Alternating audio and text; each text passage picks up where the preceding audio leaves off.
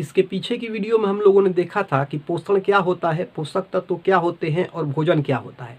आज की इस वीडियो में हम लोग ये देखेंगे कि पोषण को आगे चल के दो भागों में बांट दिया गया, स्वपोषण और परपोषण। स्वपोषण को अंग्रेजी में हम लोग ऑटोट्रॉपिक न्यूट्रिशन बोलते हैं और परपोषण को अंग्रेजी में हम लोग हेटरोट्रॉपिक न्यूट्रिशन बोलते हैं।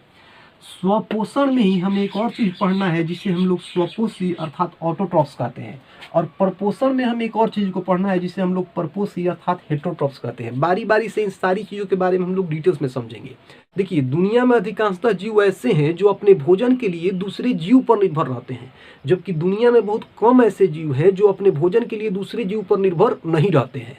तो अगर आपसे कोई पूछे कि परपोषी क्या होते हैं तो आप बताइएगा कि परपोषी ऐसे जीव होते हैं जो भोजन के लिए किसी दूसरे जीव पर निर्भर रहते हैं। और अगर आपसे कोई पूछे कि स्वपोषी क्या होता है तो आप उसे बताइएगा कि स्वपोषी ऐसे जीव होते हैं जो भोजन के लिए किसी दूसरे जीव पर निर्भर नहीं रहते हैं। तो आपको अच्छे से समझ में आया परपोषी क्या होता है और स्वपोषी क्या होता है।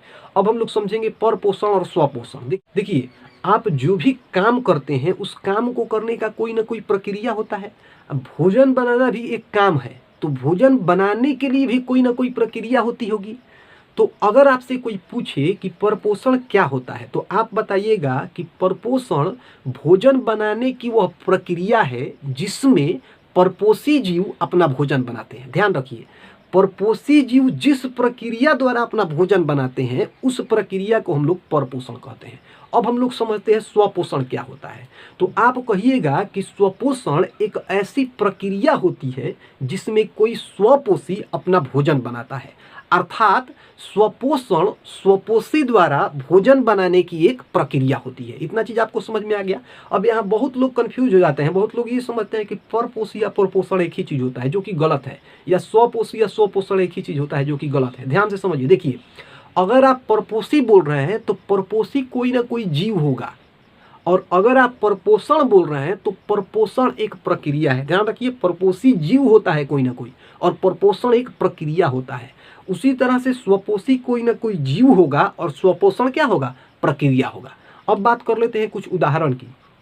देखिए, बहुत आदमी ये जानते हैं कि स्वपोषी जो होते हैं, स्वपोषी जितने भी स्वपोषी होते हैं उसके अंतर्गत सिर्फ पेड़ पौधे आते हैं, जो कि गलत है।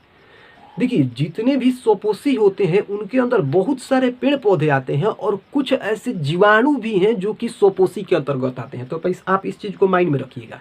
अब एक और चीज समझिए, बहुत लोग ये जानते हैं कि सारे पेड़ पौधे स्वपोषी होते हैं, जो कि गलत है।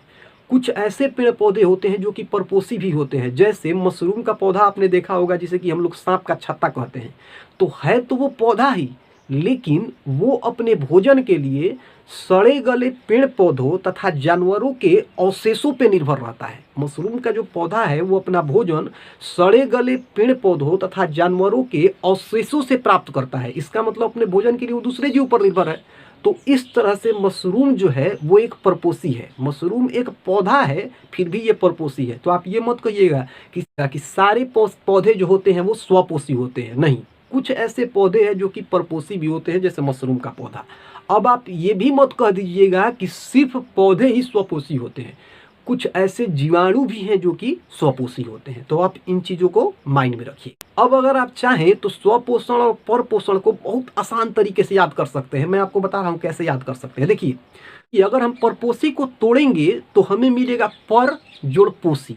पर माने पराया, दूसरे लोग, अर्थात ऐसे जीव जो भोजन के लिए पराये पे या फिर दूसरे जीव पे निर्भर रहते हैं, ऐसे जीवों को हम लोग परपोषी बोलते हैं। अब आते हैं स्वपोषी की तरफ।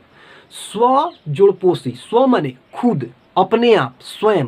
तो ऐसे जीव जो भोजन के लिए स्वयं पे निर्भर रहते हैं, अपने आप पे निर्भर रहते हैं, ऐसे जीवों को हम लोग स्वपोषी कहते हैं। तो आपको अच्छे से ये चीज समझ में आ गया होगा कि परपोषी, स्वपोषी, परपोषण, स्वपोषण क्या होता है। अगर आपको ये वीडियो अच्छी लगी होगी और आपने इस वीडियो से कुछ सीखा होगा तो मेरी इस वीडियो को लाइक कीजिए, इसे अपने दोस्तों के साथ शेयर कीजिए और मेरे चैनल को सब्सक्राइब कीजिए।